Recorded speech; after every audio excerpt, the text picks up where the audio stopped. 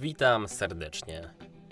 Przy mikrofonie jest Kaczor Dziennikarski, a Państwo słuchają audycji z serii Teoria z Reksia. Jest to seria, w której za pomocą żelaznej logiki oraz niespotykanych zdolności dedukcyjnych nasz zespół stara się dociec najgłębszych tajemnic uniwersum Reksia. Dziś chciałbym się z Państwem przyjrzeć kwestii, która przewijała się nieprzerwanie od drugiej gry z serii Reksio i UFO, wpełzając w naszą reksiową rzeczywistość i dodając jej smaczków, by w końcu stać się kołem zamachowym całej opowieści w grze Reksio i Kapitan Nemo. Mowa oczywiście o starożytnych kretonach. Kim są? Skąd przybyli? Dokąd zmierzają? Jeśli chcą Państwo poznać fakty, poszlaki i możliwości dotyczące kretonów oraz ich historii, zostańcie dziś z nami. O matku, no nie wierzę.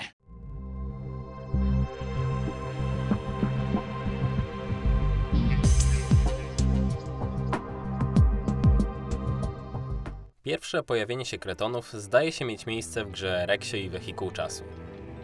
Reksio i Kretes podczas swojego przypadkowego pobytu w prehistorii napotykają trójkę przybyszy z kosmosu, którzy przyfrunęli swoim magnetopodobnym statkiem w celu uratowania dinożarłów. Zastanawiali się kiedyś Państwo, skąd na tę Ziemię przylecieli? Odpowiedź jest oczywista. Niewątpliwie z Kretona, czyli późniejszego Kurana. Wskazuje na to głównie nazwa planety. Kreton to miejsce zamieszkania Kretów. Dość oczywiste. Tam niewątpliwie pozostała część Kretonów, których potomkami są Krety z La Resistance. Celowo mówię o nich Krety, choć w fandomie już dawno przyjęło się, żeby kretoński ruch oporu nazywać w skrócie Kretonami. Ale czy słusznie? Wiele wskazuje na to, że wszyscy Kretoni, zarówno ci na Ziemi, jak i ci na Kretonie, na pewnym etapie przekształcili się w Krety. Dość jasno pokazuje to używane na Kretonie wyzwisko, brzmiące właśnie Kreton. Ci kretoni ciągle nie wiedzą, jak wydostać go z piwnicy. Możecie im pomóc? Kreton. Sam jesteś kreton? Nie miałoby sensu, gdyby to słowo oznaczało po prostu mieszkańca Kretona. Nie mogłoby być wtedy obraźliwe. Gdyby zaś założyć, że słowo Kreton określa tylko i wyłącznie tę starożytną formę Kreta, wszystko złożyłoby się w całość. Kreton miałoby podobny wydźwięk jak nasz troglodyta czy neandertalczyk, tylko byłoby krótsze i wygodniejsze w użyciu. Co prawda, istnieje silny kontrargument tego znaczenia słowa Kreton w postaci faktu, że w Reksio i Kretes w akcji Kretes nazwał tak Moli. Moli to piękna kretonka. Pamiętajmy jednak, że Reksio i Kretes w akcji ma trochę inny status fabularny niż pierwsze 5 części i w sytuacji, kiedy to, co mamy w jednej części oraz to, co mamy w drugiej, tak wyraźnie się wyklucza, to ja osobiście właśnie na Reksio i Kretes w akcji jestem skłonny przymknąć oko. Jestem przekonany, że tego po prostu wymagał tam żart słowny, a konsekwencje fabularne użycia tego słowa nie były brane pod uwagę. Skoro więc Kreton jest dawniejszą wersją współczesnego Kreta, to w pewnym momencie musiało zdarzyć się coś, co spowodowało tę zmianę. Spora trudność jest dla nas w tym, że nie wiemy, czy była to zmiana na skutek faktycznych przemian, np. ewolucyjnych w gatunku, czy zmiana wyłącznie nominalna. W tym drugim przypadku podejrzewałbym, że miało to związek ze sprowadzeniem się kur na Kretona. Przyjmijmy na chwilę, że kury nie mieszkały tam od początku, tylko właśnie przybyły w późniejszym czasie. W okresie poprzedzającym to wydarzenie, bycie mieszkańcem Kretona było zatem tożsame z byciem tym, co nazywamy Kretem. Po osiedleniu się tam kur, ta tożsamość zanikła. Krety musiały więc wymyśleć nowe słowo, które by ich określało, żeby odróżnić się od Kretonów rozumianych jako mieszkańców Kretona. Zaczęli więc nazywać się właśnie Kretami. Określenie Kreton z kolei znikło najwyraźniej z powszechnego użytku i przyjęło ten pejoratywny wydźwięk, o którym mówiłem wcześniej. Słabymi punktami tej teorii jest po pierwsze zakładanie, że kury nie są pierwotnymi mieszkańcami Kretona Kurana, na co nie ma żadnego dowodu, a po drugie nie tłumaczy ona, dlaczego zmiana nastąpiła także na Ziemi, chyba że założymy jakieś późniejsze kontakty między Ziemią a Kretonem. Dlatego bardziej prawdopodobne jest, że zmiana nazwy związana była z przemianami ewolucyjnymi, Nawet jeśli ta druga teoria bardziej mi się podoba. No dobrze, skoro omówiliśmy te kwestie, możemy przejść do dalszych ich losów. Na Kretonie Kuranie, poza przemianą Kretonów w Krety i dużo późniejszego zniewolenia ze strony kuratora, nic się już więcej za bardzo nie działo, przynajmniej nic, o czym byśmy wiedzieli. Ale na Ziemi nie było tak spokojnie. Trójka Kretonów, o których już mówiliśmy, przybyła tam, by uratować dinożarły przed katastrofą. To, że oni wiedzieli, może sugerować, że byli przybyszami nie tylko z kosmosu, ale i z przyszłości. Jacyś kretońscy obrońcy bioróżnorodności usłyszeli o katastrofalnym wydarzeniu na Ziemi i zdecydowali się ochronić zagrożony gatunek. Jak jednak wiemy, piękno naszej planety zachwyciło ich do tego stopnia, że zarzucili swoje pierwotne zamiary i zdecydowali się tu zamieszkać. Mogli uznać, że skoro chcą się tu osiedlić, to może i lepiej, żeby największe tutejsze drapieżniki spotkała jakaś katastrofa. Niestety mimo pozbycia się dinożarłów, ich egzystencja nie była niezmącona. Po pewnym czasie, prawdopodobnie gdy Kretoni sprowadzili się w jakichś większych liczbach, bo wcześniej raczej nie było ku temu powodu, miejscowi zaczęli odnosić się do nich co najmniej nieprzyjaźnie. Wyobrażam sobie, że część zniechęconych Kretonów wróciła na Kurana, w tym arcynawigator Kretonen, który jeszcze w przyszłości miał założyć ród, z którego narodzi się Kret i Kretonen, ale najwytrwalsi i najbardziej zakochani w ziemi zdecydowali się pozostać. Aby nie przeszkadzać tubylcom, porzucili pomysł powracania do korzeni i wybudowali ogromną sztuczną wyspę, na której mogli sobie żyć w spokoju. Z powodu wrodzonej kretońskiej ciekawości nie chcieli najwidoczniej jednak rezygnować z możliwości zwiedzania planety, więc uczynili swoją wyspę, Mu, mobilną. Poruszała się za pomocą teleportu, który, jak wywnioskował z bardzo niejednoznacznych rycin komandor Kretes, przenosił całą wyspę, poczynając od tyłu, na miejsce przodu. Jestem tylko ciekaw, jaką obracali, bo cały ten system miałby niewielką przydatność, gdyby Mu poruszała się tylko w jednym kierunku.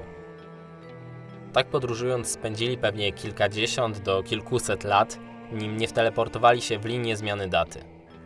Mogło się to zdarzyć w wyniku czyjejś pomyłki i błędnego nastawienia koordynatów, albo po prostu Kretoni nie wiedzieli o jej istnieniu.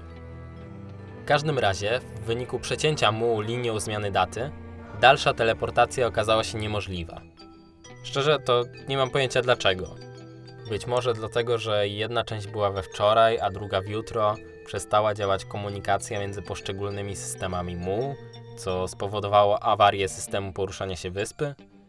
Wygląda na to, że przez to wydarzenie w jakiś sposób wyspa zamiast teleportować się w przód, teleportowała się niemalże w miejscu, przekraczając przy tym raz za razem linię zmiany daty. Tym sposobem Mu przeniosło się w tak odległą przyszłość, że zdążył wyrosnąć pod nim wulkan, który zniszczył wyspę. Takie wytłumaczenie tylko z grubsza trzyma się przysłowiowej kupy, ale żadne inne nie przychodzi mi na myśl. Ciekawe tylko, czemu Kretoni nie spróbowali cofnąć się w czasie i powstrzymać katastrofę. Może wszystko działo się tak szybko, że nie zdążyli, a do zatopionej części już nie umieli się dostać? Kto wie. Mamy jednak powody, by przypuszczać, że wielu Kretonów straciło w tej katastrofie życie. Sugeruje to fakt, że po zniszczeniu wyspy Kretoni nawet nie próbowali jej odbudowywać.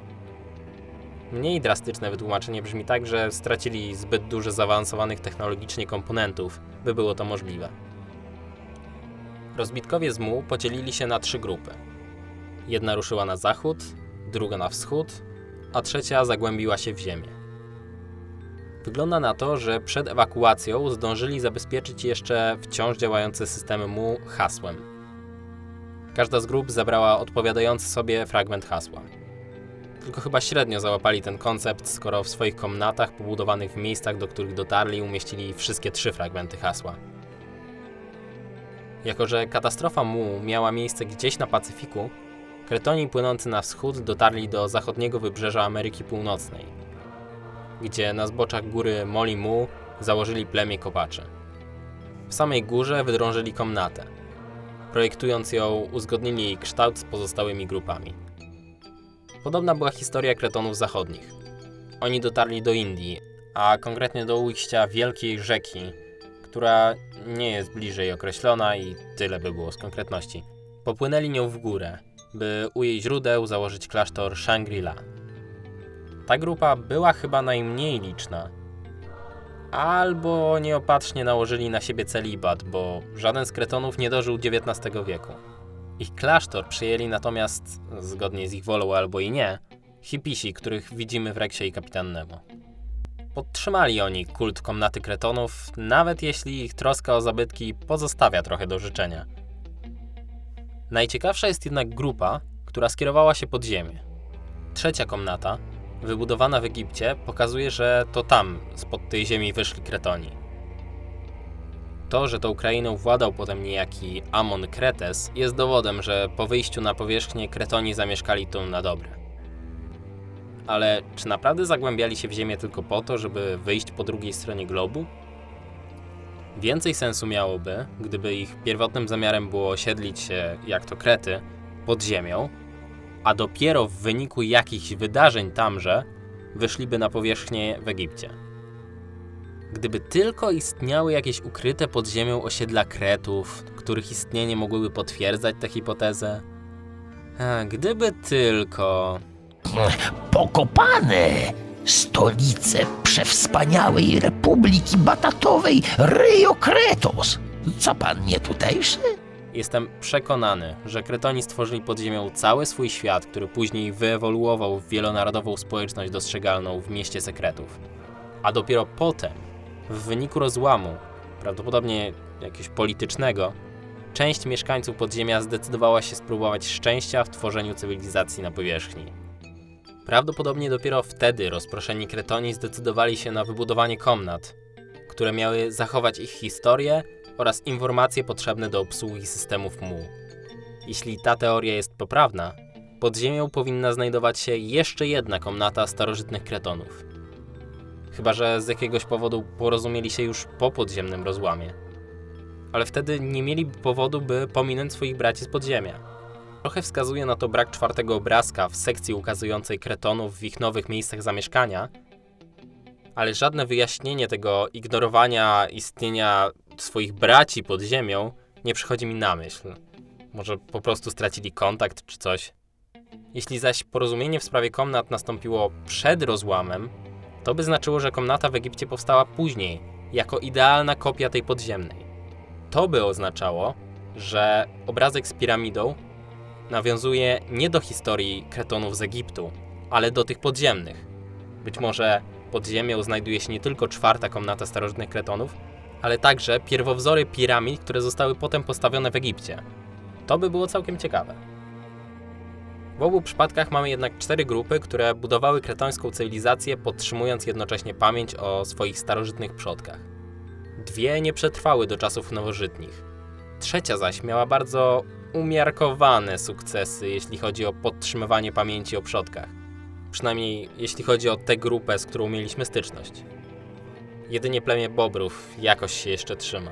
Przynajmniej w XIX wieku się trzymało. Ale niemniej to właśnie te 4 grupy były protoplastami tych wszystkich Kretów, które w kolejnych wiekach rozpanoszyły się po całym świecie, zarówno naziemnym, jak i podziemnym. Dotarły nawet na odległe wyspy, gdzie jednego z nich napotkał pewnego dnia znany nam dzielny pies, zwany Reksiem. To, myślę, zamyka znaną nam część historii starożytnych Kretonów. Mam nadzieję, że dowiedzieli się Państwo czegoś nowego na temat tej dumnej i czcigodnej rasy. Zachęcam do wyrażania swoich opinii o Kretonach i o moich domysłach w komentarzach, a ja się w tym momencie żegnam i od razu zapraszam na kolejne audycje w Polskim Centrum Przygód Reksia. Przy mikrofonie był Kaczor Dziennikarski. Do usłyszenia.